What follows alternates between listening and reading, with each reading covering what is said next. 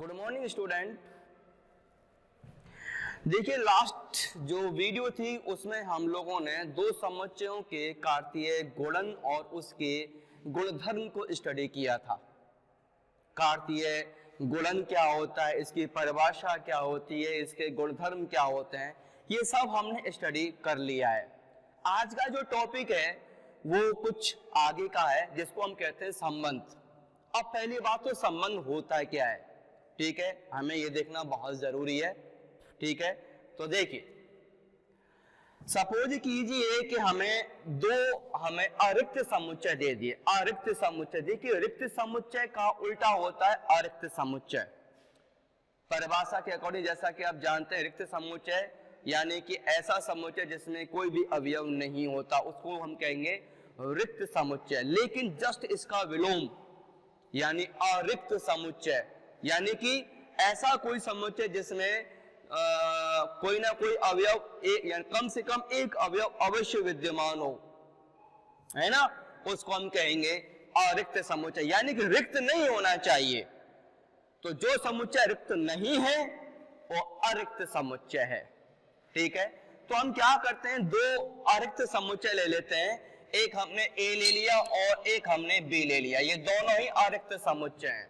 माना ए समुच्चय है तुम्हारा, हमने कह दिया यहाँ पे 1, 3, 5 और 7, और यहाँ पे हम ये ले लेते हैं 2, 4 और 6। अब हमें क्या करना है, सबसे पहले यहाँ पे हमें ए और बी का कार्तीय गुणन निकालना है, यानी ए क्रॉस बी फाइंड करना है। ठीक है, तो सबसे पहले हम ये देख लेते हैं कि इस ए समुच्चय में अवयवों की संख्या कितनी है, 4 है। इस बी समुच्चय में अवयवों की संख्या है 3। तो हम ये कह देंगे कि ए क्रॉस बी में अवयवों की संख्या बन जाएगी 4 तिया 12 अवयव होंगे इसमें। अब हम एक काम करते हैं, ए क्रॉस बी को हम बनाते हैं। तो देखिए ए क्रॉस बी बराबर क्या हो जाएगा, ए क्रॉस बी बराबर हो जाएगा, अब यानी कि समुच्चय ए का प्रत्येक अवयव बी समुच्चय के प्रत्येक अवयव के साथ में पेयरिंग करेगा, जोड़े बनाएगा। ठीक है, तो कैसे बनाएगा, पहले 1 बनाता है तो हम कह देंगे 1, 2, 1, 4, 1, 6। एक ने बना दिया, अब 3 बनाएगा, 3, 2, 3, 4, 3, 6। अब 5 बनाएगा तो 5, 2, 5, 4, 5, 6। अब 7 बनाएगा तो ये कह देंगे हम 7, 2, 7, 4 और 7, 6। ठीक है, अब देखिए हम क्या करते हैं कि अब ये तुम्हारा ए क्रॉस बी आ गया, जिसमें जो ए से बी की तरफ में डिफाइन किया जा रहा है, जिसको हम ए क्रॉस बी कह रहे हैं। अब हमने क्या किया कि हमने समुच्चय ए और बी के जो अवयव हैं, ठीक है, उनकी मदद से हमने क्या किया, ये जो तुम्हारा यानी क्रमित युग्म है जो कि x और y के रूप में चलता है। ठीक है, x और y के रूप में जा रहा है, ये x y x y x y x y x y x y, सारे ये भी x y, जिसमें x अवयव है ए समुच्चय का और y अवयव है बी समुच्चय का। ठीक है, तो x y के इस रूप को हम कहते हैं क्रमित युग्म। तो अब हम क्या कर रहे हैं, इस यानी क्रमित युग्म में हम क्या कर रहे हैं, दो अवयवों के बीच में हम कोई एक नियम बना के दे रहे हैं। क्या दे दिया हमने, x और y के बीच में नियम। हम ये कह रहे हैं कि ये जो तुम्हारा x है, ठीक है, हम कह रहे हैं x जो है वो तुम्हारा ये या फिर यूं कह दो 2y = x+1 की फॉर्म में चल रहा है। 2y = x+1 की फॉर्म में क्या है, हमने ये क्रमित युग्म है यानी x और y के रूप में हमने एक ये क्या किया है, हमने x और y के बीच में एक नियम दे दिया। ठीक है, अब हमें ये सोचना है कि a क्रॉस b जो समुच्चय के जो अवयव हैं, ठीक है, कितने, ये 12 अवयव हैं। इन 12 अवयवों में से कितने अवयव ऐसे होंगे, या फिर यूं कहें ऐसे कितने यानी क्रमित युग्म हैं जो इस नियम को पूरी तरह से परिभाषित करेंगे या फिर इसको फॉलो करेंगे। ऐसे कितने क्रमित युग्म होंगे? तो हमें चेक करना पड़ेगा, हमें x और y की वैल्यू इसमें रखनी पड़ेगी और चेक करना पड़ेगा कि ये कौन कौन से यानी क्रमित युग्म इस कंडीशन को सेटिस्फाई कर रहे हैं। तो हम देख लेते हैं, हमने समुच्चय ले लिया। पहला हम लेते हैं 1 और 2, x का मान 1, y का मान 2। तो देखिए इसमें रखें x का मान 1, 1 और 1 2, और y का मान क्या है 2, तो 2 दूनी 4। क्या 4 और 2 दोनों बराबर हैं? नहीं है, यानी ये क्रमित युग्म इसको पूरी तरह से संतुष्ट नहीं कर रहा है। अब इसको लेते हैं, तो देखिए हम कहेंगे यहाँ पे x का मान कितना है 1, 1 और 1 2, 4 दूनी 8, ये नहीं है। फिर 1 और 1 2, 6 दूनी 12, ये भी नहीं है। फिर 3 और 1 4 और 2 दूनी 4, ये हो गया। ये संतुष्ट कर रहा है, ठीक है। इसमें x का मान कितना है 3, यहां रखिए, तो 3 और 1 4। y का मान कितना है 2, 2 दूनी 4, यानी कि 3 2 इसको इस नियम को संतुष्ट कर रहा है, ठीक है। पहले लेते हैं हम 3 4, x का मान 3, y का मान 4, तो 3 1 3 और 4 दूनी 8, ये संतुष्ट नहीं कर रहा।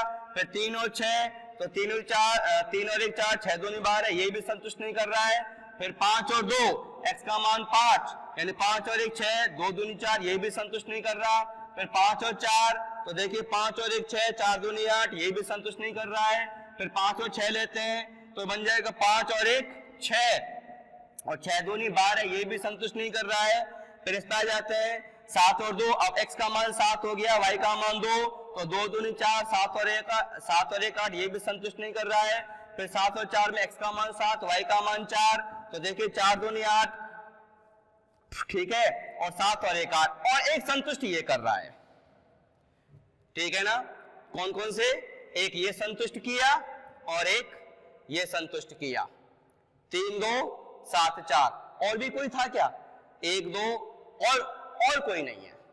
यानी कि इतने सभी क्रमित युग्मों में सिर्फ 2 यानी क्रमित युग्म ऐसे हैं जो इस नियम को पूरी तरह से परिभाषित कर रहे हैं, उसको फॉलो कर रहे हैं।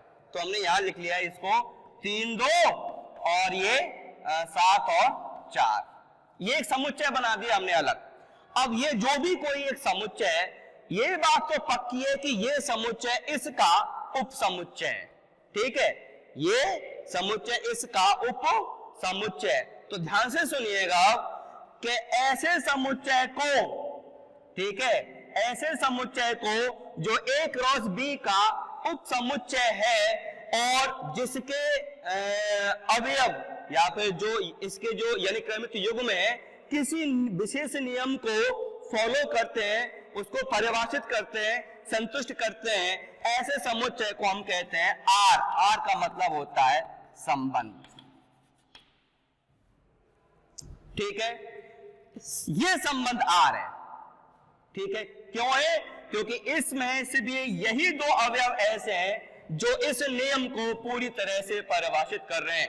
इन दोनों के अलावा कोई भी ऐसा नहीं है जो इस नियम को पूरी तरह से परिभाषित कर रहा हो। इसलिए सिर्फ ये 2 अवयव, इनके संग्रह को हमने कह दिया संबंध R। इस संबंध को हम R से करते हैं निरूपित, इसलिए हमने इसको R लिख दिया। R फॉर रिलेशन, इंग्लिश में कहते हैं रिलेशन, हिंदी में कहते हैं इसको संबंध। ये संबंध हो गया। जरूरी नहीं है कि इसमें जो है कि सभी या फिर कुछ ही अवयव, हो सकता है कि एक भी अवयव ऐसा ना मिले जो किसी नियम से बंधा हो, तो ऑब्वियसली ऐसे केस में जो संबंध R होगा वो तुम्हारा फाई हो जाएगा। पर यह बात जरूरी है कि जो ये संबंध R होगा वो A क्रॉस B का उपसमुच्चय होगा, ठीक है। एक एग्जांपल और लेते हैं।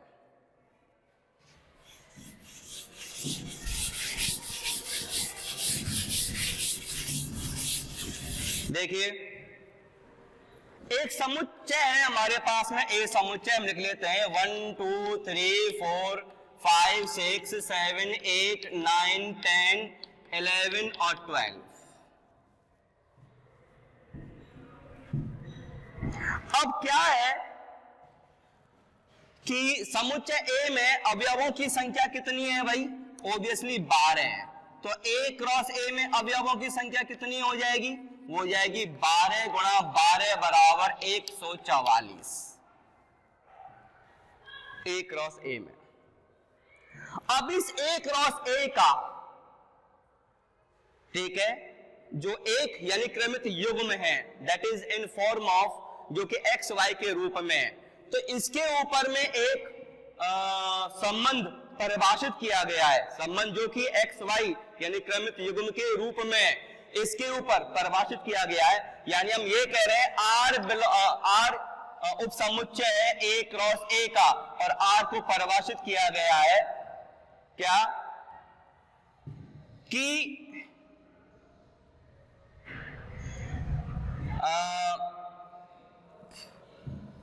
3x माइनस वाई बराबर 0, जहां पे x भी a का अवयव है और y भी a का अवयव है।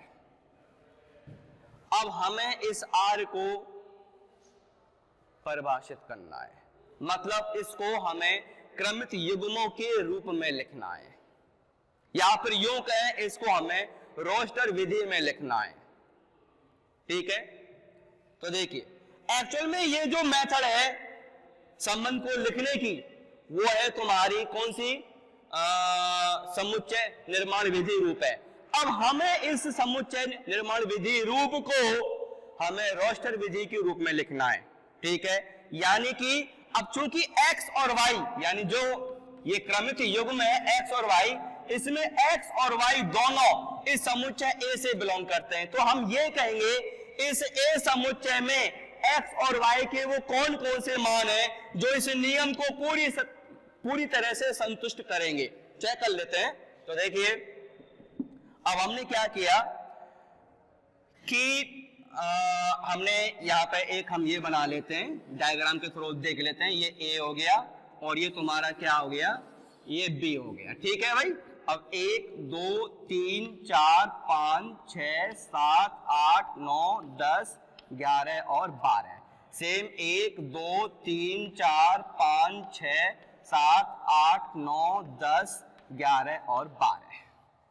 अब A यहाँ पर यूं कहते हैं, यहाँ पे हमने x ले लिया, ठीक है, और यहाँ हमने y ले लिया। ठीक है, x समुच्चय A से बिलोंग कर रहा है, y भी A समुच्चय से बिलोंग कर रहा है। ठीक है, और इसमें तुम्हारा क्या बन रहा है, ये तुम्हारा यहाँ पे बन रहा है संबंध बन रहा है R का मतलब है इस समुच्चय से इस समुच्चय में एक संबंध बन रहा है। अब हमें यह देखना है कि इनके कौन कौन से अवयव इस नियम को संतुष्ट करेंगे। तो देखिए x का मान कितना है, यहाँ पे 1, तो जब x का मान 1 होगा तो 3 गुणा 1 माइनस वाई बराबर 0, 3 कम 3 माइनस वाई बराबर 0, तो y का मान कितना आ जाएगा, 3 आ जाएगा। यानी कि ये जो होंगे ये अवयव 1 और 3, x का मान 1 y का मान 3, इस नियम को संतुष्ट करेगा। इसी तरह से जब x बराबर कितना है 2, x बराबर 2 लेते हैं तो y का मान क्या आ जाएगा, तो 3 गुणा 2 माइनस वाई बराबर 6, तो y बराबर कितना आ जाएगा भाई, तुम्हारा 6 आ जाएगा। ठीक है, यानी 2 के लिए आ गया तुम्हारा 6। ठीक है, अब 3 के लिए 9, 4 के लिए 12, 5 के लिए 15, पर 15 तो इसमें है ही नहीं, पर 15 तो इसमें है ही नहीं।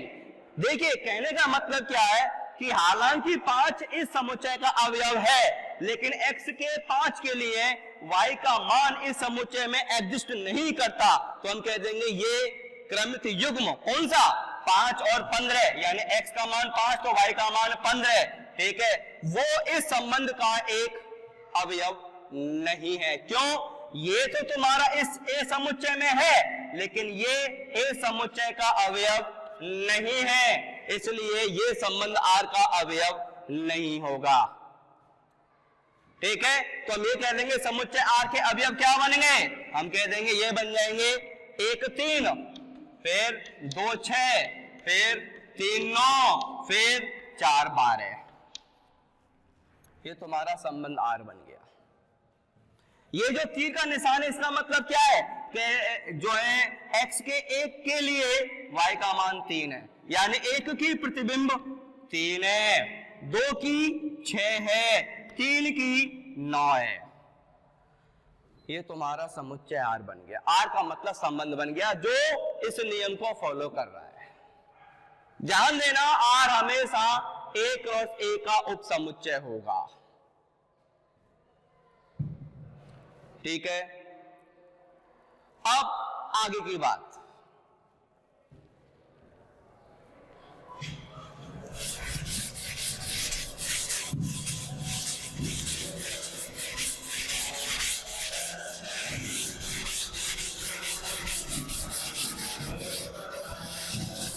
एक चीज देखिए जरा, हमने एक समुच्चय ए ले लिया, ठीक है, ए समुच्चय हमने कह दिया यहाँ पे 1 2, और ए बी समुच्चय हमने कह दिया यहाँ पे 3 और 4।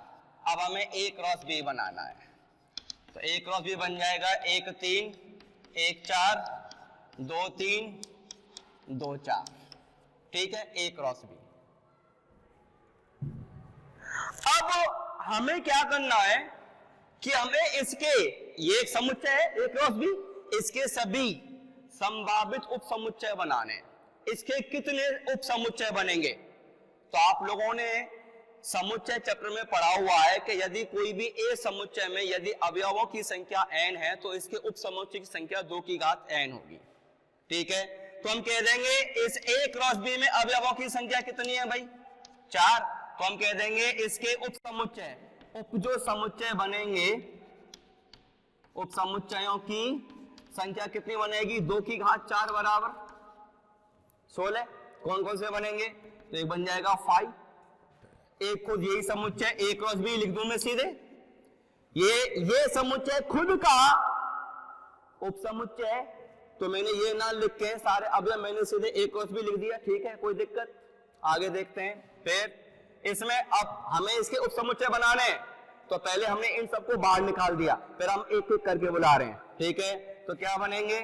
1 3, दूसरा 1 4, फिर 2 3, फिर 2 4, एक एक करके बुला लिया। अब 2 2 करके बुला लो, तो क्या बन जाएंगे?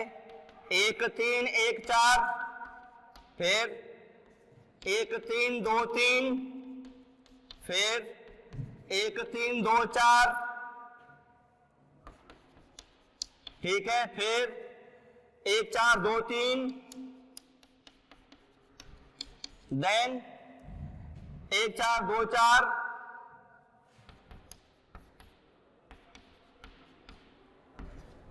ठीक है, देन 2 3 2 4,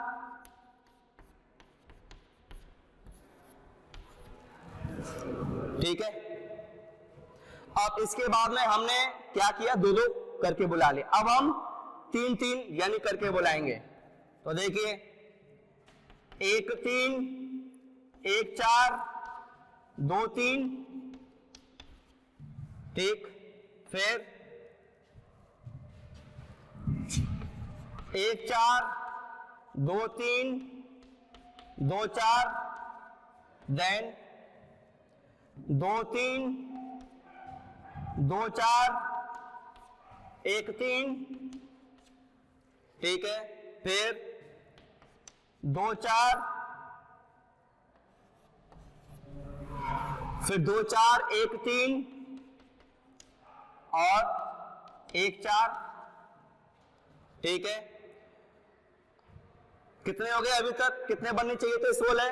1 2 3 4 5 6 7 8 9 10 11 12 13 14 15 और 16। ये 16 क्या बन गए? आपके उपसमुच्चय बन गए। किसके? इस समुच्चय के। चूंकि आर मैंने बताया कि आर क्या है? हमेशा ए क्रॉस बी का उपसमुच्चय है। हमेशा ध्यान रखिए कि इसके जो भी उपसमुच्चय होंगे वो उसका क्या बनेगा? तुम्हारा वो संबंध आर है। ठीक है, तो हमें ये पता करना है इसके संभावित ए क्रॉस बी में ये संभावित कितने यानी संबंध बनेंगे। तो ये जितने भी आपके उपसमुच्चय बने ये क्या है? संबंध आर है।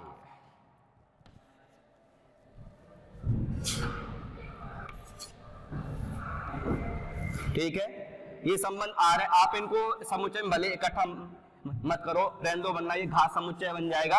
आप यो करो, ठीक है, इनमें से प्रत्येक जो समुच्चय है वो संबंध आ रहा है। क्यों है? क्योंकि प्रत्येक समुच्चय A क्रॉस B का एक उप समुच्चय है, चाहे आपका वो फाई हो, चाहे A क्रॉस B हो, चाहे वो समुच्चय 2 4 1 3 और 1 4 हो, प्रत्येक समुच्चय A क्रॉस B का एक उप समुच्चय है। और चूंकि R संबंध भी A क्रॉस B का उप समुच्चय है, इसलिए इनमें से जितने भी तुम्हारे उप समुच्चय लिखे हुए हैं, इनमें से प्रत्येक उप समुच्चय एक संबंध है, एक R है, जो कि A क्रॉस B का उप समुच्चय है। ठीक है, तो आज हमने ये संबंध को पढ़ा, कल थोड़ा सा और इसके बारे में करेंगे डिस्कस। तब तक के लिए थैंक यू।